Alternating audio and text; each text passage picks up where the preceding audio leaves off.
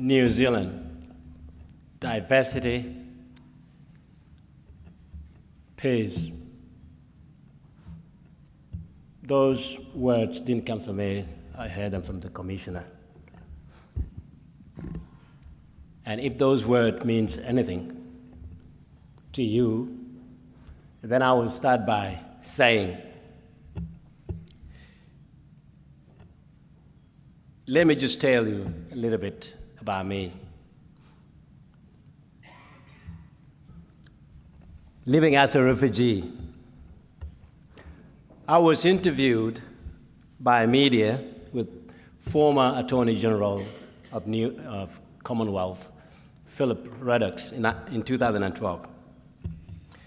We were speaking about something called queue, the issue of queues jumping. You heard that from Australia. I told the media that when you are running away from war, and when you are running for your life, and knowing that if you stay, you will die, you don't see queue. You don't see form, you don't see procedures, you don't see queue. You just see your life. It's you against the whole world. And if you want to survive, no matter what you have to do, you will jump over the fire. Because life is precious to every one of us. When I escaped from South Sudan in the back of a truck, I was not waiting in a queue.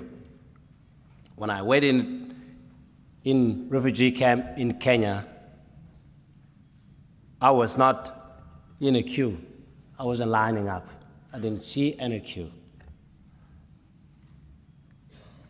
I said earlier about the queue, that you don't see it because it's a myth. Because every single person deserves freedom, deserves equal treatment, deserves to be treated like another human being. In the country where I came from, Australia, there is an unexplained fear of asylum seekers and migrants. But I always said, they are not invaders. They are not here to invade you or I. They're coming with their dear life, just hanging onto it. When a person comes with their hands up on their head, they're not threatening anyone. They need help. And those approaches, as Commissioner has indicated, that the police culture should not be a culture of warriors. Because who are you fighting against? You're protecting, and you're leading the way, and you're helping. Your motto should be about helping the people that are not helping themselves, about bringing peace between people who had a conflict, and bring them to court, because the court is the one that will resolve the issues. You shouldn't be in war with a community that you're supposed to protect. And I'm not making any comment about that particular person that puts a queue of kids on the bike. So I think this country is on the right track, because adopting that culture of America, of warriors, is dangerous. It brings people like myself into resistance, because I don't like authorities. I don't like them. Because if they force me, they shoot me, they want to kill me, and then I have to retaliate. But authority, you respect because they're there to do the right thing, that an authority forward. And that is what New Zealandese. So I commend you very much, sir, for your hard work. So I've learned that fear is an issue. A fear that Deng is coming to do something to New Zealand. I'm just only one here. So if you have such a fear in your head that I'm here to turn the table around, no, just relax. I won't even swim, I won't even get far the river because I can't swim. If the fear exists in society because somebody wants to plant it in you, and then we don't want that. These fears, they inflame people, they make other people angry, they make the people that don't make decisions on their own, but are fed by others to make a decision, to be part of them. As a child in the army, I had no education. I didn't learn to read or write. The only lesson I had learned was about how to operate a gun. And later on in life, when refugee came in Kenya, there were some classes, but I was never enrolled.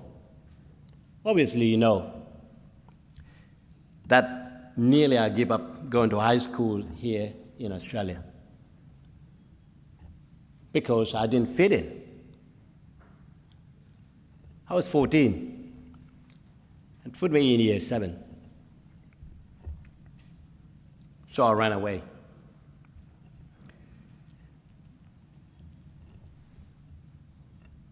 If I have to talk about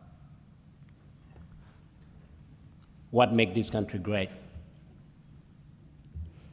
and then I have to resolve this. When I was back in Blacktown, in New South Wales, I had too many jobs. One job that I had obtained was working in Newcastle. I used to drive for 2 hours just to go and catch chicken. When I was catching those chickens, there were no race in catching chicken. They were just chicken. And we were all working to make a living. But there could be races if the man that is working with me said, well, you're not supposed to work today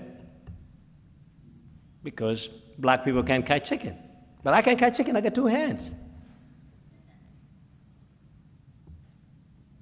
I'm making this as a joke, but it's not a joke. It's just things that we don't talk about. That's what makes them racist. But if we have a dialogue, and then that's not racism. I will never be racist, obviously, for 5 reasons. 1, said before, it's a disease, so I don't want to be sick. 2, said before, only uneducated people, uncivilized people are racist. Just because you have the PhD, you think you are educated? It's a piece of paper. You have to achieve your mental peace in your mind. When you achieve that and you have a PhD, yes, I will acknowledge you as a doctor. But otherwise, you're a doctor with a racist disease in your head. So I don't recognize you. When a commissioner stands and fights for the right things, to tell the people that a cow that killed nearly 1.2 million children should not walk in our street, and our police responded to it, or other members of the community responded to it. That is a fight that we have to bring forward. It's a fight worth dying for. It's a war of words. It's a war of mind. A war of principle. A war where we all equally have to work together. Not to inflame the community into another disaster. A nuclear disaster is better than a race disaster somehow, because Hiroshima has recovered, but we haven't recovered yet from racism and discrimination. Why is that?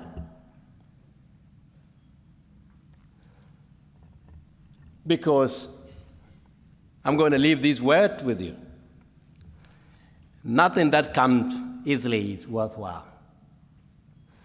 The most valuable thing in life takes work.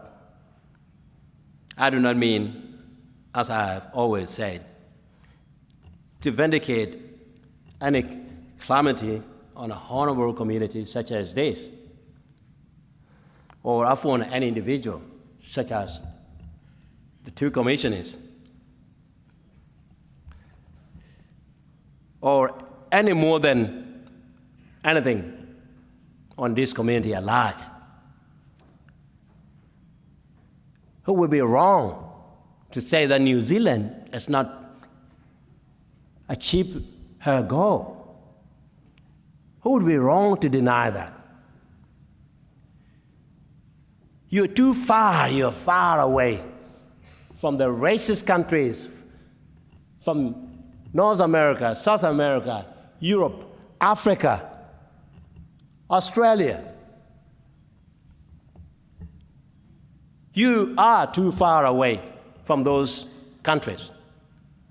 You are a model for the next human race because your diversity speaks by itself.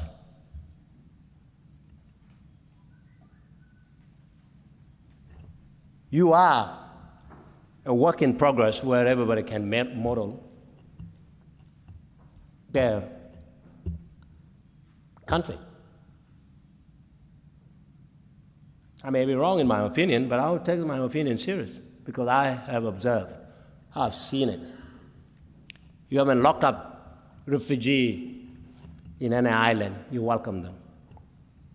You haven't locked up children in detention centers, but you desire to welcome them. You haven't locked up indigenous people or indigenous children, just like other normal countries. You haven't went on a rampage, killing those who consider themselves as Nuer because you are Dinka, and eliminate them. And you didn't also become a Nuer that went and killed Dinka because you want to pay back. You are not. You are New Zealand. You can't leave any debt in your hand.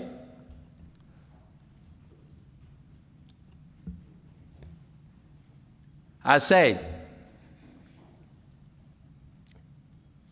the spirit of New Zealand is impeachable in this very moment. If you try to impeach it, try it.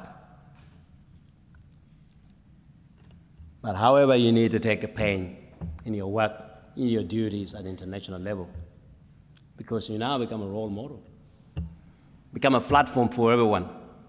That means you got to stick your nose, the beautiful nose that touched my nose today, that greeted me. You got to stick that nose there. Tell them that they're wrong, you better, because you are better. For my part, ladies and gentlemen, I feel and I hope for your country, as much as any other person that inhabited. As I become educated, I can see, just like my elder said this morning, that the birds live in the bush or on the trees. It could be a pelican, it could be a sparrow, but they don't discriminate each other. They love the nature and they live together in harmony. They don't say, well, you're a cockatoo, I don't like you. They don't discriminate one another. That seems to be in New Zealand. But if there's a bully bird that's so big, I want to kick the other small bird out. And then the other birds should gang on him, the good birds, to get rid of the bad birds. And I think that is a New Zealand system. It should work better that way. In ending my speech, I have to say about my recent return to South Sudan. When I visited South Sudan, I got to spend time with a lot of my friends from the past. An old friend recognized me as I was walking down the street. He escaped to Kenya, just like myself. He was educated and became a lawyer. And I was saddened to see that he had nothing. He had no books in his library. And he happened to be a good lawyer that I needed support. So I opened my doors and I helped him. So I asked him whether I could build a library for him. So I'm building a library. And that is for him to be able to educate other people. Because education is important. It's the future for all of us. I didn't know that I would be able to stand on this podium today. I didn't know that. But what brought me here is because I took opportunity to educate myself, to teach my mind, to wipe out bad memories, the hatred that I have for my enemies. I had enemies. I had boundaries ticked. I know I'm not going to go to that direction. I become segregated, become almost like my life become apartheid by itself. But with the help of education, I am a free man. I am free. I'm free to say what I want to say in the right way. I'm free to help other person by acknowledge them, and they acknowledge me. I'm free so much that I told the person that conscripted me into the army that he should put down his gun, and I gave him a Cartier pen in front of him, and he's a general. He refused to do that. So I wrote a book recently. I painted him in a book. But I know that I'm not going back to that country. So if I have to migrate from Australia, it will be New Zealand. That will be my destination, not South Sudan, because he will kill me. My story is a story of other people like me, thousands of children that went through the same process, other refugees that went through the same. It's a story of everyone that I took. I just had an opportunity to tell it. It's about peace and war in those countries. It's something similar to reading Leo Tolstoy. Leo Tolstoy, right? Yeah. But Leo Tolstoy's story is a big story. He had a big book, too big to read, but what I can take it from that book is that about peace. It's about harmony. And it's about this. In your life, the most valuable thing that you learn is when people question you what you are capable of, what you can achieve in life. I say to you today, don't ever listen to people that say no. If somebody say no, that you can't do it, and then you will not be able to do it. You fail immediately. Sometimes that no will be coming from other people. And there will be people who doubt you. But a lot of time, it comes from you yourself. And if you accept no, it will ruin your life. So, don't listen to self-doubt. Always say yes to yourself. I'm not copying President Obama when he say yes, we can. But I say, in my life, where I pass, where I walk, I have no in my vocabulary. I have no negative. I have not stopped learning since I came to this country, Australia. I took a challenge upon Andrew Fraser, the man that say that the African people are inferior. They have a lower IQ. That's a racism in his mind. So the 18 years that I spent in Australia, I will tell you in summary, and this is my end of my speech. I did English course, completed it. Did advanced diploma in accounting, completed it. Did Bachelor of Law, completed it. Did graduate diploma in legal practice, completed it. Did Master of Criminal Prosecution, completed it. And doing another Master's of International Governance, and I will finish it next year, and I'm going for a PhD. Race is not going to stop me. It's me that's going to stop myself. So let me tell you one thing. They will tell you something bad. But if you take that as a proper foundation that you're going to build your life on, and then you fail, and you fail humanity. Because humanity is in your hand. And this country, New Zealand, it should be the model of humanity at this stage. So I want you to wrap your nose together. With other words, I know you don't have a bigger population, but your nose can stick up there. You're better. Thank you very much for having me here.